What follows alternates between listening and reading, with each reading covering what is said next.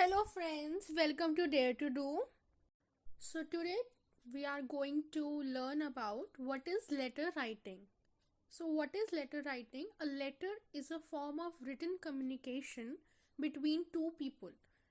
It means दो बंदों के बीच में लिखित में किसी टॉपिक पे किसी सब्जेक्ट पे बात होना, that is known as letter writing.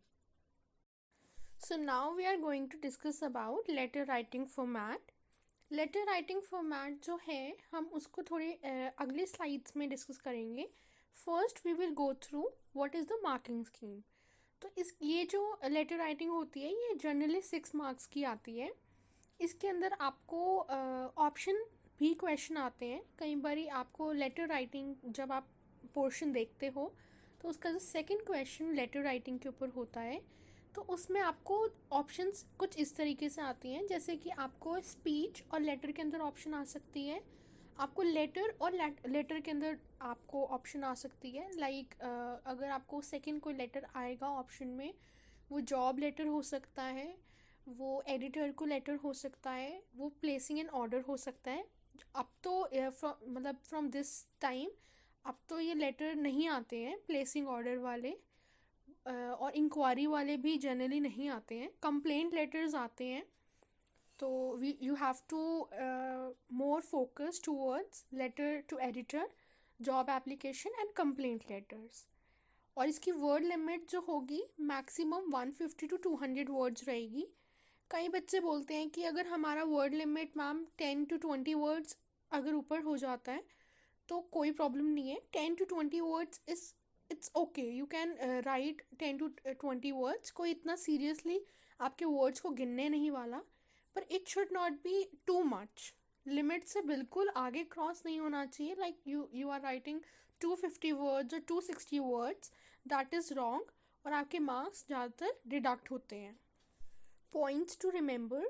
हमारा फर्स्ट पॉइंट ये रहेगा, start each line from the left hand margin. हमारा जब भी लेटर हम लिखते हैं तो हमारा वो लेफ़्ट साइड से स्टार्ट होता है लेटर. हम जब सेंडर्स एड्रेस वगैरह लिखते हैं, जैसे हम आगे कंटिन्यू करेंगे, तो हमको लेफ़्ट साइड से लिखना है. This is the first point and very important point. Second point आपका आएगा, follow the proper format of the letter. आपको प्रॉपर फॉर्मेट को फॉलो करना है, क्योंकि एज यू नो कि 2 to 3 मार्क्स तो आपके फॉर्मेट के ही होते हैं. तो कई बार बच्चे बॉडी नहीं लिख पाते हैं लेटर की, क्योंकि उनकी इंग्लिश इतनी अच्छी नहीं होती है, या फिर वो उन्होंने प्रिपेयर नहीं किया होता, या फिर कई बार ऐसा होता है कि सब्जेक्ट ही बच्चे को समझ नहीं आता. तो आपको एटलीस्ट अगर आप फॉर्मेट लिख दोगे और वीडियो अगर आप मेरी देखोगे और फॉर्मेट सिर्फ कॉपी कराओगे क्वेश्चन को समझ के, तो you will at least get 3 marks, क्योंकि फॉर्मेट के ही 3 to 2 मार्क्स होते हैं. Coming on to the format of the letter, first we have to write the sender's address. That should be into 2 to 3 lines. आपको 2 या 3 लाइन के अंदर sender's address को present करना है. You have to go through the question के अंदर जो सेंडर्स का एड्रेस दिया हुआ है, या फिर आपको रिसीवर्स एड्रेस भी कई बार क्वेश्चन में दिया होता है. तो ऐसा नहीं करना है कि यू आर लिविंग, आपको क्वेश्चन के अंदर गिवन है कि रिसीवर जो है वो केरला के अंदर रहता है, तो आप सेंडर्स का एड्रेस जो है, अपना एड्रेस जो है, वो आप पंजाब का लिख रहे हो. That should not be happen. कई बार होता है पर वो मेंशन होता है क्वेश्चन में. So first thing is sender's address आपको अपना जो गिवन है, या फिर from where you are writing the letter, actually you have to write it. आप एग्जामिनेशन हॉल से लिख रहे हो तो आप वहाँ का छोटा सा हम सेंडर्स एड्रेस डाल सकते हो. Then next step is leave a line. You have to leave a line after writing the sender's address. You have to mention the date in next line. That should be in the format of, first you have to present the date, which date is on that day, then the month, and then the year you have to write. Again you have to leave a line, write receivers post and address. अब कई बार ऐसा होता है कि editor letter जैसे होता है तो उसके अंदर आपको ऑलरेडी गिवन होता है कि हिंदुस्तान टाइम है, तो you have to write the address should be KG मार्ग. जब आप एडिटर को लेटर लिखते हो और किसी न्यूज़पेपर को लिखते हो तो उसका एड्रेस आपका always it should be KG मार्ग। और भी बहुत सारे डिफरेंट लेटर्स होते हैं जिसके अंदर आप प्लेसिंग ऑर्डर का जैसे लेटर लिखते हो, सेम विद जॉब एप्लीकेशन लिखते हो, तो जो गिवन होता है आपको address you have to mention it like that. Receiver address भी आपका 3 to 4 लाइन्स के अंदर होता है, मैक्सिमम 3 लाइन्स का होता है, 4 लाइन्स का भी कई बार हो जाता है due to the long address. Then again you have to leave a line and write in another line you have to write it the subject. While you are writing a subject you have to underline the subject in a proper way. The initial alphabets of each keyword of the subject will be in a capital letter. इसका मतलब ये है बोलने का कि जब आप अपने प्रेजेंट कर रहे हो सब्जेक्ट को कि आपने किस टॉपिक पे उसको लिखा है, तो जो मेन टॉपिक है, जो मेन मुद्दा है, लाइक अगर आप एडिटर को लेटर लिख रहे हो फॉर द वाटर स्कैरसिटी, तो आपको वाटर स्कैरसिटी को कैपिटल वर्ड्स में लिखना है और उसको अच्छे से बोल्ड अंडरलाइन कर देना है। Afterwards you have to leave a line again and write the salutation sir और madam. If you know the gender of a person then you can write like it's given the letter. If it's given sir then you have to write sir. If it's written madam you can write madam as well. But when it is not given sir or madam then you have to put a slash between sir and madam. The next and the very important point is don't put any punctuation mark at the end of the line of the format. Don't put any commas or any hyphen or any full stop when you will write sir or madam. That is very wrong thing and you can also lose your 1 to 2 marks in this also. The third important point is generally the letter contains 4 paragraphs. 4 paragraph letter writing में लिखना important होता है. It is a major part. You have to write at least 4 paragraphs. Fourth point says about in the first paragraph write the introduction by introducing the subject. जब आप first paragraph लिख रहे हैं तो आपको इंट्रोड्यूस करना है अपने सब्जेक्ट को कि आपका सब्जेक्ट क्या है, किस टॉपिक पे, किस एजेंडा पे यू आर राइटिंग, आप क्या अपील करना चाहते हो. Your fifth point says in the second paragraph write the content of the letter, problems and effects or causes of the problem. क्या कंटेंट, लेटर का कंटेंट क्या कहता है, क्या कहना चाह रहा है, उससे क्या प्रॉब्लम्स हो रही हैं, उसके क्या इफ़ेक्ट्स हैं, उसके आफ्टर कॉजेज़ क्या हैं, उसके बिफोर कॉजेज़ क्या हैं, ये सब कुछ आपको मेंशन करना होता है अपने सेकंड पैराग्राफ में. Afterwards, in the third paragraph, write the solution you want from the concerned authority. आप क्या उन लोगों से मांग रख रहे हो उनके आगे कि हमें ये सॉल्यूशन एटलीस्ट मिलना चाहिए, या फिर आप उनसे क्या एक्सपेक्ट करते हो. थर्ड पैराग्राफ में आप ये चीज़ को रिप्रेजेंट करोगे. In the fourth paragraph show your obligation to the authority. This is very important and this is actually you are giving the regards and you are making them comfortable. उनको आप ये बोल सकते हो कि if you have any problem regarding it or if you are searching for any information, if I can help you out, so you may contact me on whatever the number is. You can mention your number. Don't mention your phone number. Add something put something XX or ABCD or @ put something like that. After that, in the 8th step, you will conclude the letter by writing in a separate line yours faithfully, or you can write yours sincerely, or you can write another things as per your teachers as suggested, and name in your separate line. अगर name letter के अंदर mention है, आपके question के अंदर mention है कोई name, तो प्लीज़ आप वही वाला नाम डालें उसके अंदर, लेटर के अंदर अपने मेंशन करें. अगर कोई मेंशन नहीं है नाम आपके लेटर के अंदर, आपके क्वेश्चन के अंदर कोई नाम नहीं मेंशन है, तो पुट योर नेम और राइट XYZ और ABC. You can do this so that you won't deduct your marks or you won't lose your marks actually. Coming on to formal letter, What is formal letter? That all the students should know why we write formal letter. Formal letter writing is a vital skill for students to learn before they enter the professional field of work. ये आपको formal letter 10th के बाद 11th के बाद या 11th में आपसे इसलिए लिखवाना शुरू कर दिया जाता है क्योंकि आफ्टरवर्ड्स आफ्टर 12th आपकी एक प्रोफेशनल लाइफ स्टार्ट हो जाती है. You go to a wide variety of people, you meet wide variety of people. For that you have to be very formally if you want to raise any issue, or if you want to request for something, or if you want to inquire something, if you want to place an order, or if you are writing for the job application. तो you have to be very professional, very formal. तो हम इसलिए formal letter लिखते हैं.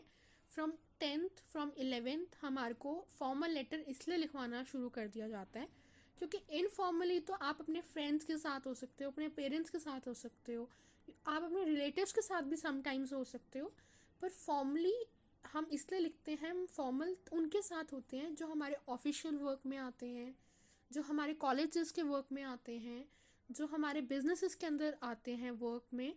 तो हम उनके लिए we write formal letters. Is that clear to you? So moving on to solved example. You are Prabhu Kumar Parvati of 17E Ring Road, Kochi. Write a letter to the editor of a newspaper about the nuisance caused by loudspeakers in the city during examination days, drawing attention of the authorities concerned to the problem. So इसके अंदर आपको क्या क्या चीज़ें important हैं. First of all, if you are a male student, you have to write Prabhu Kumar, and if you are a female student, you will write Parvati. The address is given 17E Ring Road, Kochi. This is your address. Sender's address is 17E Ring Road, Kochi. You have to write the editor. You have to write the letter to the editor of any newspaper. You can take any newspaper. It might be Punjab Kesari, or you can take it as Hindustan Time or Times of India, or whatever you like. The subject, what is your subject? The nuisance caused by loudspeakers in the city during examination days. So you have to draw attention of the authorities, of the editor, and you have to raise an issue on nuisance caused by loudspeakers.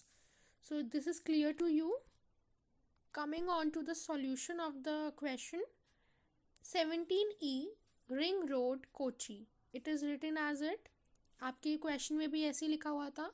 If you know the state's pin code or the city's pin code, you have to write it in a way.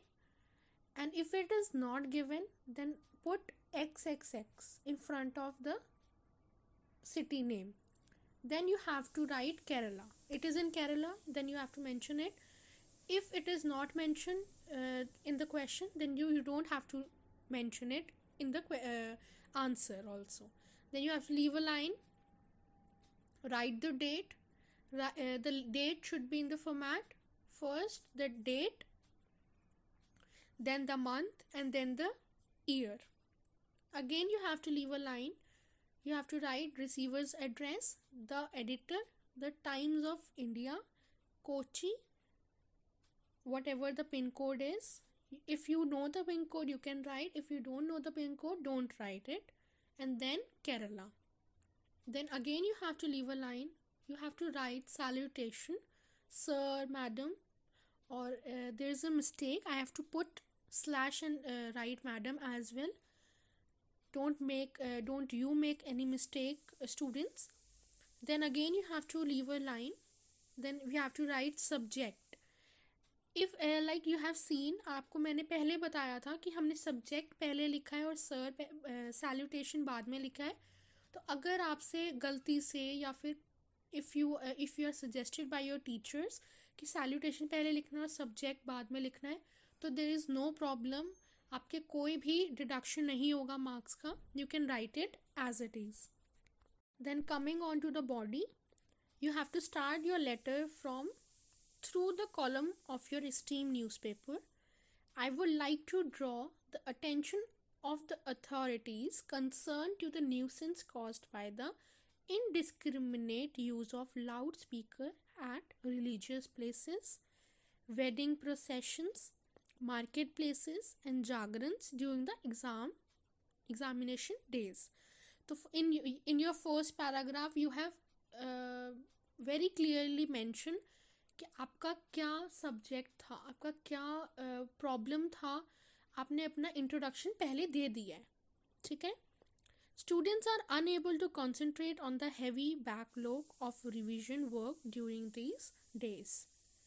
The result is that they fare badly in the examination, and this leads to the frustration and unhappiness among students. As it is, आप ऐसा भी लिख सकते हो. In this way you can also right. अगर आपको कोई letter to editor का आ गया और यही कोई आपको टॉपिक आ गया या फिर इससे कुछ मिलता जुलता टॉपिक आ गया, तो you can easily right it जैसे मैंने आपको लिखा हुआ है. आपको इसी वे के अंदर अपने पैराग्राफ्स को भी सेम रखना है. Like you have to mention it first introduction, then you have to mention the problem, the causes, the after effects, before effects you have to mention. Then you have to be very kind towards the authority and ask for the solution. And in the fourth paragraph you have to be very kind towards the person you are writing, to the receiver you are writing. Then again you can see that in last line it is written as, it is not only a cause of nuisance but also adds to the noise pollution. तो इसके अंदर देखो जो बच्चा है, जो student है, वो अपनी ये भी बात बता रहा है कि ये सिर्फ हमारे लिए ही इम्पैक्ट नहीं डाल रहा, हमारी ही स्टडीज़ पे इम्पैक्ट नहीं आ रहा, साथ ही साथ ये इन्वायरमेंट को भी कितना हार्मफुल है क्योंकि उससे नॉइस पोल्यूशन हो रहा है. Again you have to, when you are complete with your letter, जब आपका बॉडी पूरी कंप्लीट हो जाती है लेटर की, तो you have to write yours faithfully, और you can write as it as your sincerely, and at the bottom you have to write the name. क्योंकि मैं एक फीमेल मेंबर हूँ तो इसलिए मैंने पार्वती लिखा है. अगर आप मेल मेंबर हो तो प्रभु कुमार आप वहाँ पर लिखोगे. That is the end of the letter and its format. I hope you found it useful. If you have any doubt, students, you can contact me through that comment box given below. You can also ask me through my mail ID. I can give you my mail ID also. And do practice as much as you can, because I don't want that you score less in letter writing. और इतना समझाने के बाद भी I don't want it that you lose your marks in letter writing portion. I want every student to score good marks, and at least in letter writing I need it from you. Thank you viewers. Please like, share and subscribe. Keep watching my videos. For latest updates, please hit the bell button given below. And I will be back soon. Thank you.